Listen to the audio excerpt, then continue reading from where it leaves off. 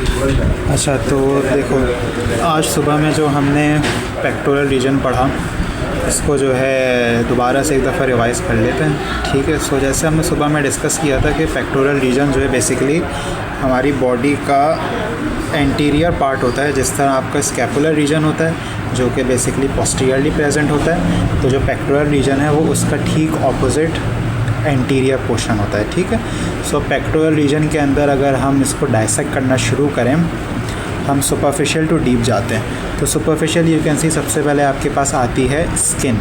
जब आप स्किन हटाओगे तो you can see this yellow colour वाली layer, that is your superficial fascia, जो कि फैट से बनी होती है। फिर हमें पता है कि एक सुपरफिशियल फेशिया के बाद एक डीप फेशिया आती है, और जो डीप फेशिया होती है बॉडी के अंदर वो हमेशा मसल्स को कवर कर रही होती है। ठीक है। So it always covers the muscle. तो पेक्टोरल रीजन के अंदर जो सबसे बड़ी मसल है जो कि आपकी छाती है, that is your basically pectoralis major muscle.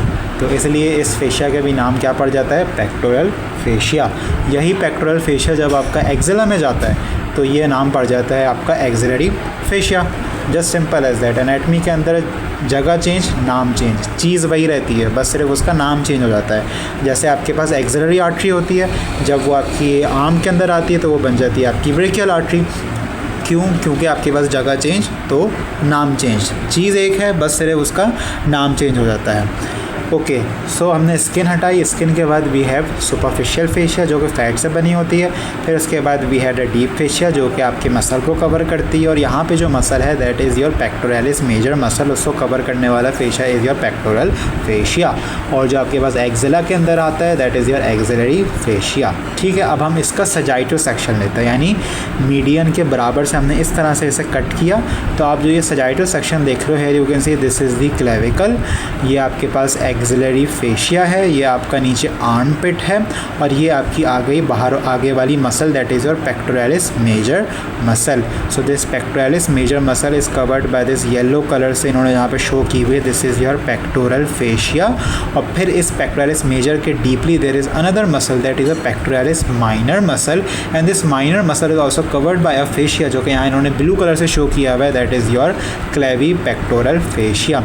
और ये clavipectoral fascia superiorly forms costocoracoid membrane, a membrane that is running between the coracoid process of the scapula and your ribs, that is known as costocoracoid membrane। या आसान लफ्ज़ों में कहें तो pectoralis minor के ऊपर वाला जो पार्ट होता है कोस्टोक्लेविकुलर फेशिया का, that is your costocoracoid membrane. और इस पेक्टोरलिस माइनर मसल के नीचे जो आपके पास क्लेवी पेक्टोरल फेशिया का पार्ट है is known as suspensory ligament of axilla, और ये फ्यूज़ हो जाता है विथ योर एक्सिलरी फेशिया, जिसकी वजह से ये स्किन को जो है आपके आर्म पिट को ऊपर की तरफ पुल कर देता है। तो आपके अंडर आर्म्स के अंदर जो डिप्रेशन सा बन रहा होता है दैट इज़ योर आपका form by this suspensory ligament of axilla. ठीक है। अब जब हम कल इसके अंदर एक्सिला पढ़ेंगे तो you will see the boundaries of the axilla, और आप ये पढ़ोगे कि ये जो आपके पास डिप्रेशन है this is basically the base of the axilla जो कि स्किन और एक्सिलरी फेशिया से बनी होती है। तो खैर वो कल की चीज़ कल पढ़ी जाएगी। Okay. Now again this is a section जहाँ पे इन्होंने पेक्टोरलिस मेजर मसल को जो है कट कर दिया है। ठीक है। पेक्टोरलिस मेजर मसल को इन्होंने यहाँ पे कट कर दिया, तो यहाँ पे आपको एक झिल्ली से दिख रही है, this is your clavipectoral fascia. This clavipectoral fascia basically is covering this muscle that is known as pectoralis minor muscle, और इस माइनर के ऊपर वाला हिस्सा जो है क्लेवी पेक्टोरल फेशिया का, this is known as your costocoracoid membrane। This is your costocoracoid membrane। और इस पेक्टोरलिस माइनर मसल के नीचे वाला जो पार्ट है this is the suspensory ligament of axilla, जो कि आपका एक्सिलरी फेशिया के साथ नीचे फ्यूज़ हो जाता है और ये आर्म पिट बनाता है। ठीक हो गई ये बात। और इस कॉस्टोक्लेविकुलर फेशिया के अंदर से कुछ स्ट्रक्चर्स हैं जो कि इसे पियर्स कर रहे हैं। So these structures are here, you can see this is the pectoralis major muscle, then we have pectoralis minor muscle which is covered by this clavipectoral fascia, और इसका ऊपर वाला पार्ट इज़ कॉस्टोकोराकॉइड मेम्ब्रेन, और नीचे वाला जो part है that is suspensory ligament of axilla. ठीक है।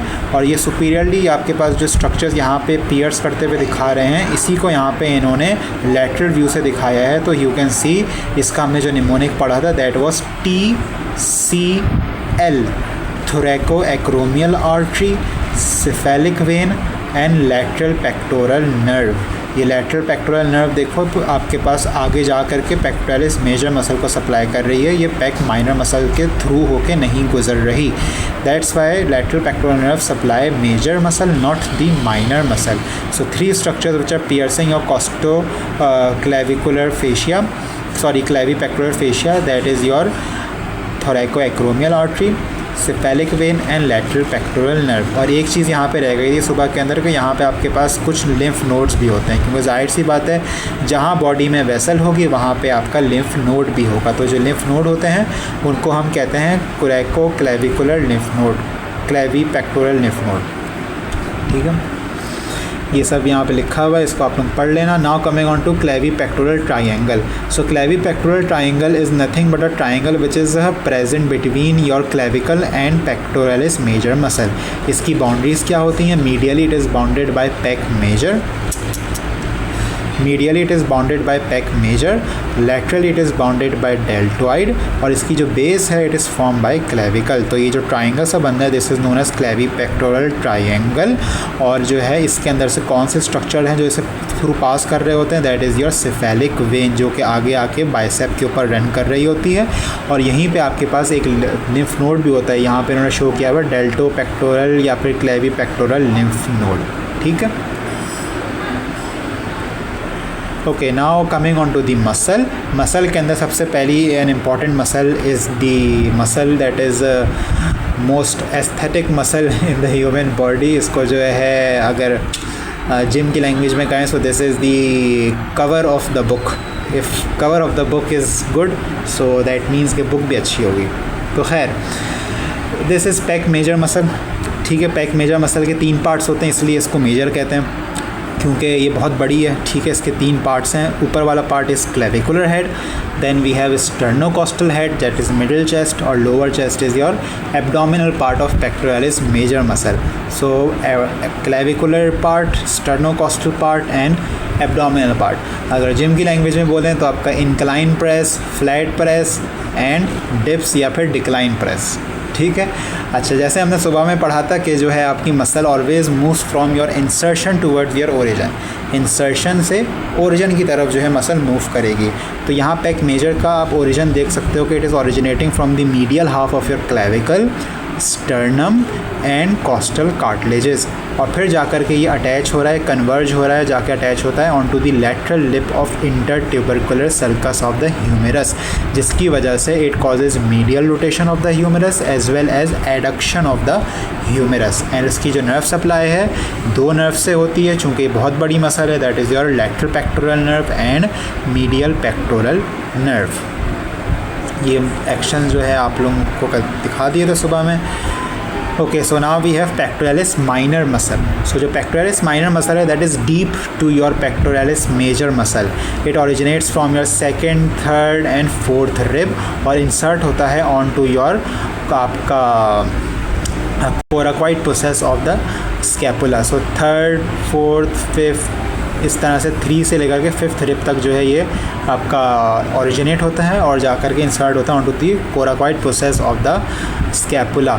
और इसकी जो नर्व सप्लाई है वो सिर्फ एक ही नर्व से होती है, because it's the medial pectoral nerve that pierces this pectoralis major minor muscle, hence it is supplied only by the medial pectoral nerve. इसका काम क्या होता है? ड्यूरिंग मूवमेंट आपको एक तो असिस्ट करता है पेक मेजर को, और दूसरा ये बात ये कि इट स्टेबलाइजेज योर स्कैपुला।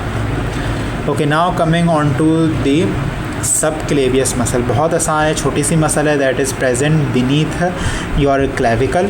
तो it originates from the first rib and inserts on to the subclavian groove of the clavicle. तो जब ये कॉन्ट्रैक्ट करेगी insertion will move towards the origin, hence it will depress your clavicle and it is supplied by nerve to subclavius which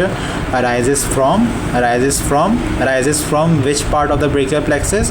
From upper trunk.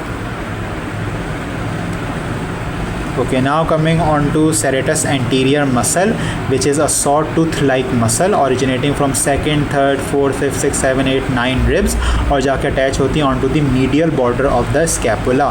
Hence ये क्या करता है, ये basically आपके स्कैपुला को चिपका के रखता है on the thoracic wall. It is supplied by long thoracic nerve which is originating from root of the brachial plexus. ठीक है, C5, 6 and 7. और अगर ये पैरालाइज हो जाए तो it causes winging of the scapula. So that's all. बाकी axilla का लेक्चर जो है फिर मैं कल रिकॉर्ड करके तुम लोगों को शेयर कर दूँगा. And best of luck for your exams.